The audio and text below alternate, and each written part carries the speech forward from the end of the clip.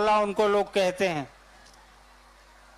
मुझे याद है कि साहब के ड्राइंग रूम में पहले एक तस्वीर लगी होती थी महादेव की, बहुत खूबसूरत सी, पीछे में कैलाश दिखता था। साहब ने उसके नीचे एक लाइन लिख दी थी, तू चीज बड़ी है मस्त मस्त, एक फिल्म का गाना था। और वो बहुत दिनों तक वो तस्वीर साहब के ड्राइंग रूम में लगी रहती थी, हाल तक थी, इधर वो फट गई है, पुरानी हो गई थी। तो जिसने जिस स्वरूप में उनको देखा, महादेव ने उसको वैसे ही अपनाया है। साहब ने अपने जीवन के 40 साल शिव के गुरु स्वरूप को स्थापित करने में लगाया, हम तक आप तक पहुंचाने में लगाया। उसके पहले बाल्यकाल से ही वो श्मशान, तंत्र मंत्र, साधना, इन सब चीजों में लगे रहे। वैसे आप जिस पश्चिम बंगाल में बैठे हैं, हम और आप, ये खुद तांत्रिकों की धरती है, महापुरुष माता काली का स्थान है। कई एक महान तांत्रिक यहां हुए हैं। मैंने साहब को बचपन से देखा तंत्र मंत्र साधना करते हुए। जितनी मेरी समझ थी, जितना मैं समझ पाता था, जितना मैं देखता था,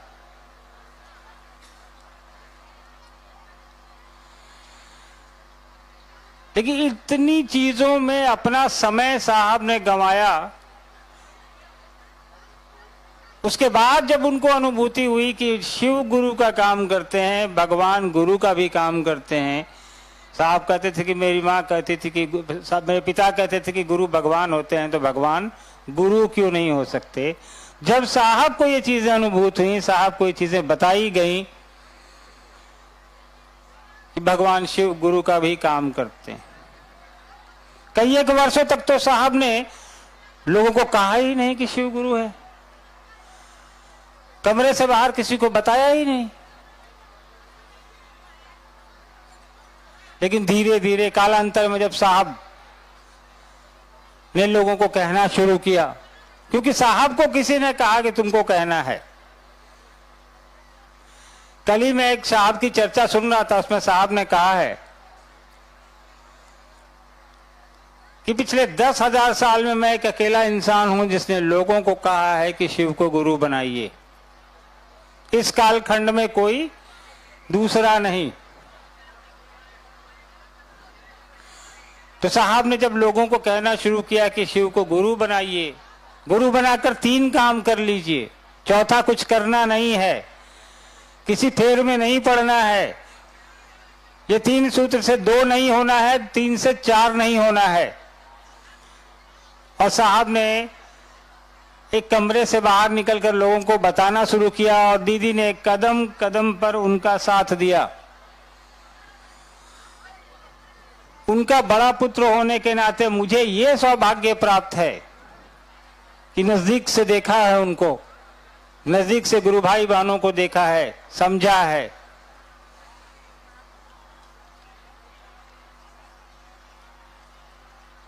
साहब का क्या उद्देश्य हो सकता है हमको आपको शिव के गुरु स्वरूप से जोड़ने से? क्या जरूरत पड़ी थी उनको?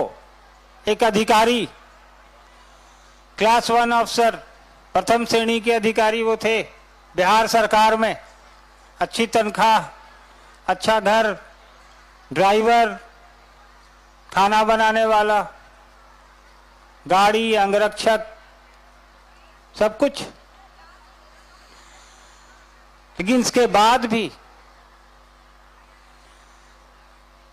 उन्होंने उसके अलावा अपनी ये यात्रा जो शुरू की, शिव की शिष्यता का, शिव के गुरु स्वरूप से खुद को जोड़कर लोगों को भी जोड़ने का। कभी हमने आपने सोचा है कि क्या पड़ी थी उनको? क्या पड़ी थी दीदी को?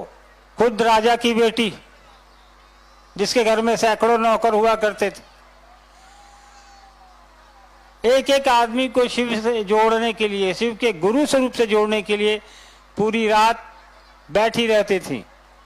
कभी उनके लिए खाना बना रही हैं, कभी उनके लिए चाय बना रही हैं।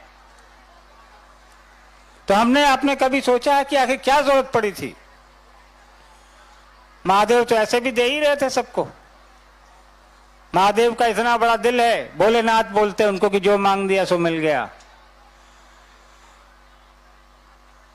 कोई कांवर लेके जाता है, बारिश में है, धूप में है, ठंड में है, चले जा रहे हैं 10-10 दिन, 5-5 दिन, जल कंधे पर उठाए कि महादेव को चढ़ाएंगे, उनसे कुछ मांगेंगे, मेरी मनोकामना होगी, आशीर्वाद मिलेगा।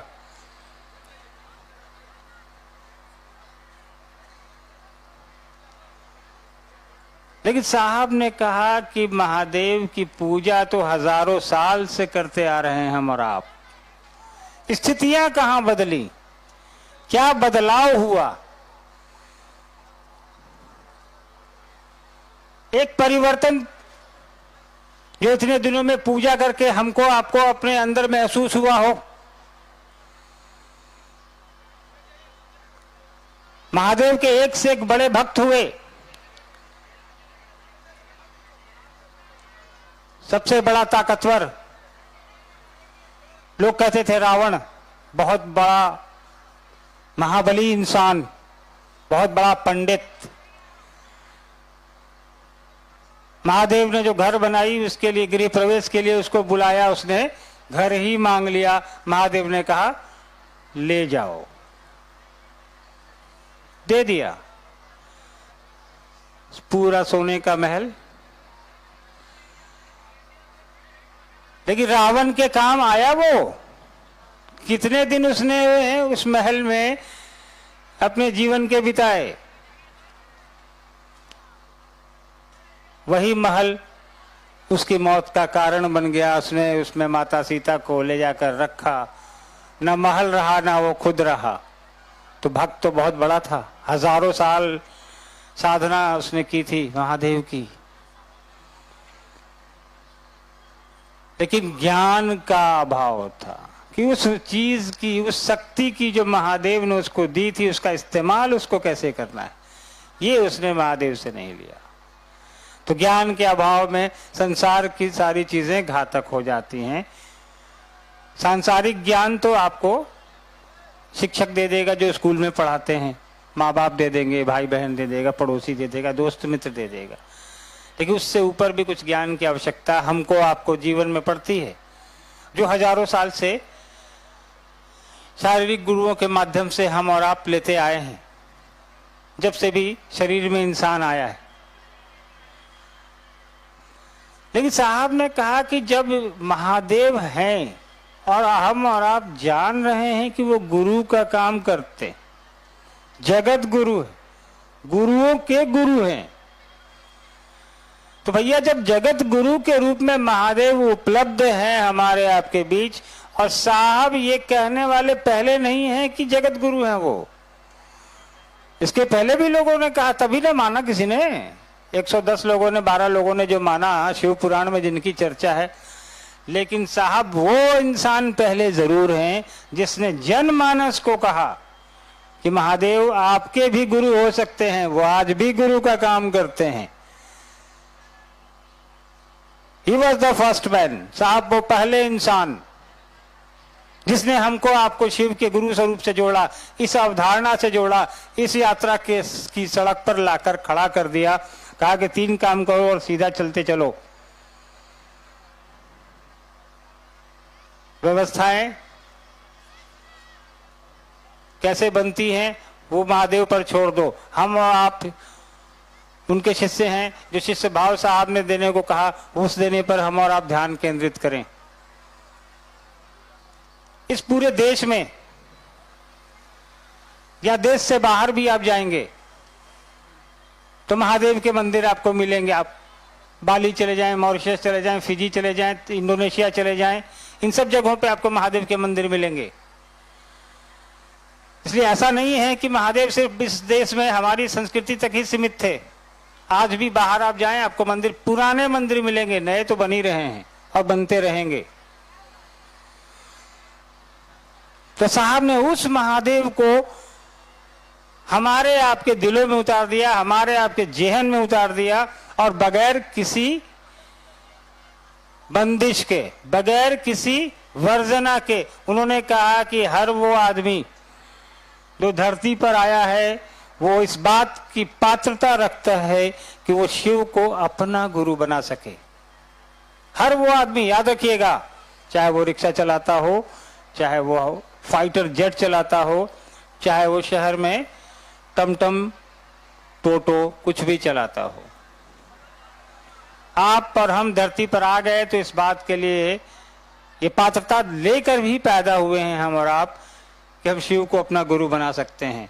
उन्होंने कहा किसी दीक्षा की आवश्यकता नहीं है, क्या खाए हो क्या नहीं खाए हो, कौन सा वस्त्र पहने हो, कौन सा वस्त्र आपको पहनना है, कोई दीक्षा नहीं लेनी है। महादेव से कहना है कि हम आपके चेला हैं, हम पर दया करिए।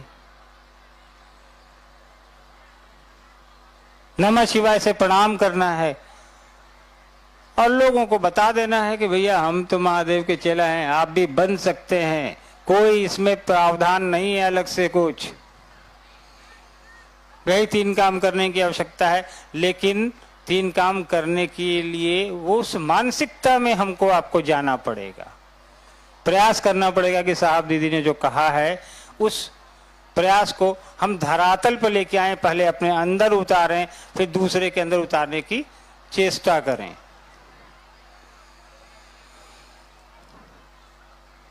हमारे आपके पूरे इस भारत देश के कोने कोने में आप चले जाएं, उत्तर में जाएं, दक्षिण में जाएं, पूर्व में जाएं, पश्चिम में जाएं, हर क्षेत्र में आपको अलग अलग देवताओं की पूजा होती दिखेगी या उनके मंदिर दिखेंगे, उनकी प्रधानता दिखेगी हर क्षेत्र में। लेकिन आपके गुरु शिव, हमारे गुरु शिव ही एकमात्र ऐसे देवता हैं जिनकी प्रधानता पूरे देश में आपको दिखाई देगी। चाहे आप दक्षिण भारत जाएं, चाहे आप बंगाल में रहें, चाहे महाराष्ट्र में रहें, चाहे आप नॉर्थ ईस्ट चले जाएं, हर जगह तो उसी महादेव की बात करनी है, उसी महादेव से जुड़ना है, खुद को लोगों से भी जोड़ना है।